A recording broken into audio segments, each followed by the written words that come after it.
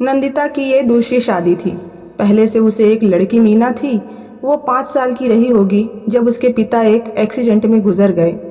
नंदिता के लिए इस हादसे को सह पाना आसान ना था। मात्र 30 साल की होगी नंदिता जब उसे नियति का असहनीय दुख झेलना पड़ा। गोरी चिट्टी तीखे नैन नक्श वाली नंदिता में चित्राकर्षण के सारे गुण थे। खूबसूरत इतनी थी कि जो उसे एक बार देखे बस देखता ही रह जाए। उसका पहला पति अक्षय एक निजी कंपनी में उच्चाधिकारी था। कार, फ्लैट, आधुनिक सुख सुविधा का सारा सामान घर में मौजूद था। अक्षय उसे बहुत प्यार करता था। वो अपने छोटे से परिवार में खुश थी कि एक दिन उसके एक्सीडेंट की खबर ने नंदिता की खुशियों पर ग्रहण लगा दिया। सहसा उसे विश्वास नहीं हुआ।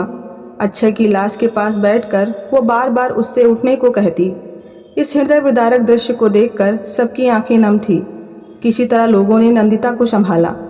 कुछ दिनों बाद माता पिता ने दूसरी शादी के लिए कहा, लेकिन नंदिता इसके लिए तैयार नहीं थी। धीरे धीरे करते 6 महीने गुजर गए। एक बार माँ ने उसे फिर समझाने की कोशिश की कि हमारे ना रहने के बाद तेरा क्या होगा, नौकरी के साथ साथ अपनी बेटी का ध्यान कैसे रख पाएगी। उसने सोचने के लिए थोड़ा वक्त मांगा। उसने हर तरीके से सोचा, फिर इस फैसले पर पहुंची कि उसे शादी कर लेनी चाहिए। इससे जहां उसके माँ बाप की चिंता कम होगी, वहीं उसे भी आर्थिक सुरक्षा मिलेगी। माँ बाप कब तक जिंदा रहेंगे, भैया भाभी का क्या भरोसा, कल वे बदल गए तो क्या बेटी को लेकर जीना आसान होगा। नंदिता की रजामंदी के बाद एक दिन उसके ऑफिस में उसका भावी पति विश्वजीत उसे देखने आया। सांवला रंग, सामान्य कदकाठी, सिर पर नाम मात्र बाल, नैन नक्श ऐसे मानो 19वीं सदी के हों। नंदिता को वो जमा नहीं। उसका पहला पति बेहद स्मार्ट था, MBA किया। वहीं विश्वजीत देखने से ही सरकारी विभाग का बाबू लग रहा था। ना ढंग से कपड़े पहने थे, ना ही बातचीत में स्मार्टनेस की झलक थी। उसका मन उदास हो गया। विधवा ना होती तो आज भी उसके लिए कुंवारों की कमी नहीं थी। आपका नाम नंदिता है? विश्वजीत ने पूछा। जी, नंदिता मुस्कुराई। मेरा नाम विश्वजीत है। अगर आपको ऐतराज ना हो तो आज शाम किसी रेस्टोरेंट में चलते हैं। कुछ देर के लिए नंदिता हिचकिचाई, फिर खुद को संयत कर उससे क्षमा मांगकर एकांत में आई। अपनी माँ को फ़ोन लगाया। माँ ने उसके साथ जाने की इजाज़त दे दी। ना चाहते हुए भी वो विश्वजीत के साथ रेस्टोरेंट में गई। कॉफ़ी के सिप के बाद विश्वजीत बोला, क्या आप शादी के लिए तैयार हैं? नंदिता के सामने दूसरा कोई चारा न था। उसे लगा रंग रूप अपनी जगह है, मगर ज़िंदगी जीने के लिए एक पारिवारिक व्यक्ति होना बेहद ज़रूरी है, साथ में उसका आर्थिक भविष्य भी सुनिश्चित हो। यही सब सोचकर उसने उसके रंग रूप को नज़रअंदाज कर दिया। मुझे अपनी बेटी की फिक्र है, क्या उसे आप पिता का नाम देंगे? नंदिता के चेहरे पर चिंता की लकीरें साफ थी। क्यों नहीं? जब आप मेरे बेटे और बेटी को माँ का प्यार देंगी तो मैं भला क्यों पिता के फर्ज से विमुख होऊंगा। आपकी बेटी मेरी बेटी होगी, भरोसा रखिए। मैं आपको शिकायत का मौका कभी नहीं दूंगा। मुझे अलग से कुछ नहीं चाहिए, मैं सिर्फ इस बात के लिए आश्वस्त होना चाहूँगी कि आप अपने और मेरे में कोई भेद नहीं करेंगे। जी, ऐसा ही होगा, विश्वजीत मुस्कुराया। नंदिता को विश्वजीत के कथन में सत्यता नजर आई, सो शादी के लिए हाँ कर दी। शादी संपन्न हो गई। नंदिता ने नौकरी छोड़ दी। धीरे धीरे उसने खुद को नए माहौल के अनुरूप ढालना शुरू कर दिया। विश्वजीत के लिए वो किसी हूर से कम नहीं थी।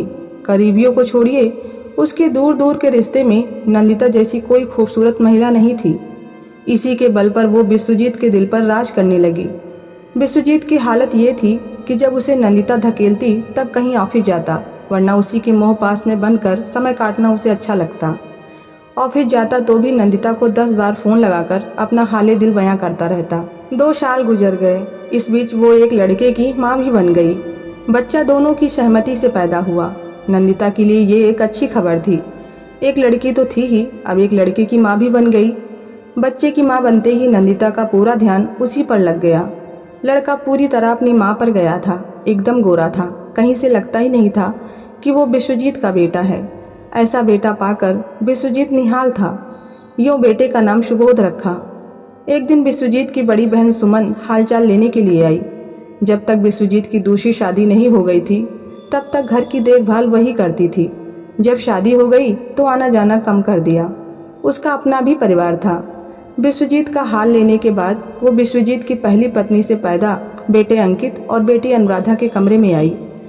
विश्वजीत नंदिता के साथ नीचे रहता था और संतानें दोनों ऊपर मंजिल पर। अंकित चुपचाप ही रहता था। नंदिता को उसकी शक्ल देखकर थोड़ा अजीब लगता, इसलिए वो बिना काम के नीचे नहीं आता था। पढ़ाई लिखाई कैसी चल रही है? कमरे में घुसते ही विश्वजीत की बहन ने पूछा। दोनों बच्चे अपनी पढ़ाई छोड़कर बुआ की तरफ मुखातिब हो गए। ठीक चल रही है, अंकित बोला। क्या बात है, तुम्हारी आवाज़ इतनी दबी क्यों है? सब ठीक तो है? सुमन ने भांप लिया। उसने फिर पूछा, नई माँ कैसी है? अंकित समझदार था, इसलिए कुछ नहीं बोला। वहीं अनुराधा बोल पड़ी, पापा ऊपर बहुत कम आते हैं, ज़्यादातर नीचे नई माँ और बच्चे के साथ रहते हैं। पहले रोज़ हमारे लिए बाजार से कुछ न कुछ लाते थे, अब सिवा डांटने के उन्हें कुछ सूझता ही नहीं। सुनकर सुमन को बहुत दुख हुआ। उसे अपने ही बच्चे पराये लगने लगे। ऐसा होना स्वाभाविक था, मगर इस कदर अपने बच्चों से बेखबर हो जाएगा, इस बात की उसने कल्पना भी नहीं की थी। सुमन को विश्वजीत का दोबारा बाप बनना नागवार गुजरा। जब पहले से ही 2 संतानें थी, नंदिता की जोड़े तो 3, उस पर एक और बेटा लाना कहाँ की समझदारी थी। सुमन को विश्वजीत मूर्ख लगा, जो अपनी बीबी के रंग रूप में ऐसा डूबा कि सही गलत का फैसला भी नहीं कर पाया। सुमन पहले से ही उसके इस फैसले से खिन्न थी। एक बार सोचा विश्वजीत से इस संदर्भ में बात करे, उसे दुनियादारी सिखाए। फिर अगले ही पल सोचा ये उन लोगों का आपसी मामला है, बिना वजह बुरा बनेगी। विचार प्रक्रिया बदली तो सोचा उनका आपसी मामला बताकर क्या वो अपनी जिम्मेदारी से भाग रही है? क्या उसका इस परिवार पर कोई हक नहीं? सगी बहन है, कोई सौतेली माँ नहीं। जब कोई नहीं था तब उसी ने अपने परिवार का हरज करके विश्वजीत के घर को संभाला। अब उनका आपसी मामला बताकर किनारा कर ले, उसका मन नहीं माना। उसे अंकित और अनुराधा की फिक्र थी, इसलिए विश्वजीत को रास्ते पर लाना जरूरी लगा। विश्वजीत, आजकल तुम अपने बच्चों पर ध्यान नहीं दे रहे हो। वे बेचारे खुद को उपेक्षित महसूस करते हैं। अपने बच्चे? ये क्या कह रही हैं दीदी? क्या नंदिता के बच्चे मेरे अपने बच्चे नहीं हैं? मैंने ये कब कहा? मगर तुम्हें उन पर विशेष ध्यान देना चाहिए क्योंकि वे बिन माँ के हैं। विश्वजीत को सुमन की बात बुरी लगी। सुमन आगे बोली, सुना है तुमने अनुराधा का नाम पहले वाले स्कूल से कटवाकर उसे एक छोटे से स्कूल में डलवा दिया है। दूसरे कमरे में अपने नवजात बच्चे को दूध पिलाते हुए नंदिता सारी बातें सुन रही थी। एक बार सोचा इसका प्रतिकार करे, मगर भाई बहन का आपसी मामला समझकर चुप रही। स्कूल इसलिए छुड़वा दिया क्योंकि उसकी फीस बहुत ज़्यादा थी। अंकित का पढ़ाई में मन नहीं लग रहा था। ऐसे में बिना वजह महंगे स्कूल में डालने का क्या औचित्य है, इसीलिए सस्ते स्कूल में डलवा दिया। सुमन के स्वर में व्यंग का पुट था। तुम उसकी पढ़ाई लिखाई पर ध्यान देते तो वो कमज़ोर नहीं होती। तुम्हारा सारा ध्यान नंदिता के इर्द गिर्द रहता है। सुमन का कथन विश्वजीत को सूल की तरह चुभ गया, अतः गुस्से में बोला, दीदी बेहतर होगा तुम इस पचड़े में ना पड़ो। नंदिता मेरी पत्नी है, मैं उसका ध्यान नहीं रखूंगा तो कौन रखेगा? बीबी का ख्याल है लेकिन अपने खून का नहीं। सुमन तलख स्वर में बोली, अब मैं तुम्हारे घर कभी नहीं आऊंगी। अंकित और अनुराधा को नहीं पाल सकते तो मेरे यहाँ छोड़ देना, मैं देख लूंगी। कहकर सुमन चली गई। विश्वजीत खून का घूंट पीकर रह गया।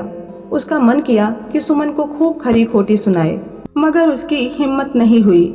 उस दिन पति पत्नी दोनों में इस बात को लेकर खूब कहा सुनी हुई। नंदिता कहने लगी, मैंने सपने में भी नहीं सोचा था कि तुम्हारे बच्चे इस हद तक जा सकते हैं। क्या जरूरत थी सुमन दीदी के कान भरने की? क्या नहीं मिल रहा उन्हें यहाँ पर? लगाई बुझाई करना कोई इनसे सीखे। और फिर वो मुंह फुलाकर बैठ गई। विश्वजीत को काफी देर तक उसे मनाना पड़ा, तब जाकर मानी। उधर सुमन का मन विश्वजीत के रवैये से खिन्न था। नंदिता का रंग रूप इस कदर हावी हो गया कि अपना खून ही बेगाना लगने लगा। नंदिता की बेटी को अच्छे से कपड़े लाना, बड़े स्कूल में दाखिला दिलाना, बाजार मॉल घूमना, उसकी उल्टी सीधी हर मांग पूरी करना, प्यार दुलार मनोहर सब नंदिता के ही परिवार तक सिमट गया। विश्वजीत के व्यवहार में आए इस परिवर्तन से उसकी सभी बहनें उसे कटने लगी, मगर विश्वजीत को कोई फर्क नहीं पड़ा। उसके लिए नंदिता ही सब कुछ थी। नंदिता ने इस बात का भरपूर फायदा उठाया। विश्वजीत के मकान पर नंदिता का नाम चढ़ गया। ऑफिस में पत्नी की जगह नंदिता का नाम हो गया। ये सब नंदिता ने खुद को आर्थिक रूप से सुरक्षित करने के लिए किया। अंकित से कुछ भी छिपा नहीं था। राखी के दिन जब वो सुमन के घर आया तो सारी बातों का खुलासा कर दिया। सारी बात जानने के बाद वो बोली, नंदिता ने अच्छा नहीं किया, आते ही तुम्हारी माँ के सारे गहने ले लिए। अब धीरे धीरे हर चीज़ पर कब्जा करती जा रही है। माँ का जिक्र आते ही अंकित की आंखें भर आई। भरे कंठ से बोला, माँ होती तो ये सब ना होता, सब समय का खेल है। कल विश्वजीत के लिए तुम्हारी माँ ही सब कुछ थी। बदलाव आता है, मगर विश्वजीत इतना बदल जाएगा मुझे सपने में भी नहीं भान था। खैर छोड़ो, तुम्हारी पढ़ाई कैसी चल रही है? जल्दी से पढ़ लिख कर अपने पैरों पर खड़े हो जाओ, सब ठीक हो जाएगा। बुआ जी, मुझे अनुराधा की फिक्र होती है। सोचता हूँ जितनी जल्दी हो सके कमाने लायक हो जाऊं ताकि उसकी अच्छे से शादी कर सकूं। अंकित की बातों से लगा सचमुच वो समझदार हो गया है। सुमन का मन भर आया। अंकित ने सिविल सर्विसेज की तैयारी की और उसमें सफल हो गया।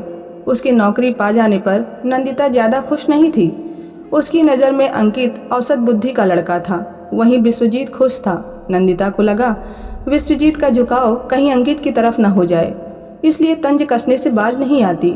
सब कुछ ठीक ठाक चल रहा था। एक दिन मनहूस खबर आई कि विश्वजीत को फूड पॉइजनिंग हो गया है। वो शहर से 100 किलोमीटर दूर एक गांव में शादी अटेंड करने अकेला गया था, वहीं पर उसे फूड पॉइजनिंग हो गया। अब तक काफ़ी देर हो चुकी थी, वो रास्ते में ही चल बसा। अंकित फैजाबाद में पोस्टेड था, भागा भागा आया। पिता की लाश देखकर फूट फूट कर रोने लगा। आज पहली बार उसे लगा कि वो सचमुच अनाथ हो गया। पिता के सारे क्रियाक्रम करने के बाद वो वापस जाने लगा तो नंदिता के पास आया और बोला, मम्मी आप ये मत समझिएगा कि आप अकेली हो गई, मैं हमेशा आपके साथ रहूँगा। मोना की शादी मेरे हिस्से की जिम्मेदारी है, जैसे अनुराधा वैसे ही मोना, मैं आपको शिकायत का मौका नहीं दूंगा। अचानक नंदिता फपक फपक कर रो पड़ी। वहाँ बैठे सब के सब अचंभित हो गए। अंकित पास बैठी सुमन से बोला, बुआ माँ को देखिए क्या हो गया है। एक बार की सुमन को लगा क्यों वह उससे सहानुभूति जताने जाए, जैसा किया वैसा भुगते। बुआ की दुविधा अंकित ने भांप ली। उसे अच्छा नहीं लगा। जो भी हो वो उसकी माँ है, क्या उन्हें मझधार में छोड़कर यूँ चले जाना उचित होगा? उन्हें दोबारा विधवा होने की पीड़ा झेलनी पड़ी, इससे बड़ा दंड क्या हो सकता है कुदरत का एक स्त्री के लिए। अपने सौतेले बेटे का ये रूप देखकर नंदिता हैरान रह गई। जिसके लिए वो हमेशा सौतेला व्यवहार रखती थी, आज वो फरिश्ता बन गया था। मुझे क्षमा कर दें, मैं स्वार्थ में अंधी हो गई थी। मुझे नहीं पता था कि जिसके साथ भेदभाव कर रही हूँ वो मेरे बेटे से भी बढ़कर होगा। नंदिता का इतना कहना भर था कि सबके मन के भाव एकाएक बदल गए। सुमन को अब भी नंदिता के व्यवहार में आए परिवर्तन पर भरोसा नहीं था। उसे यही लग रहा था कि उसने वक्त की नजाकत समझकर अपना पैतरा बदल लिया है। फिर एकांत में ले जाकर अंकित समझाने का प्रयास करने लगा, नहीं बुआ जी, उनका अब मेरे सिवा कोई नहीं है। उन्होंने चाहे जैसा भी व्यवहार मेरे साथ किया हो, मैं अपने कर्तव्य से विमुख नहीं होऊंगा। आखिर है तो मेरी माँ ही। सुमन को अंकित का कद उससे भी बड़ा नजर आने लगा। वो इंसान नहीं, साक्षात फरिश्ता लगा उसे। वो भाव विभोर हो उठी। कहानी पसंद आई हो तो वीडियो को लाइक और चैनल को सब्सक्राइब करना ना भूलें।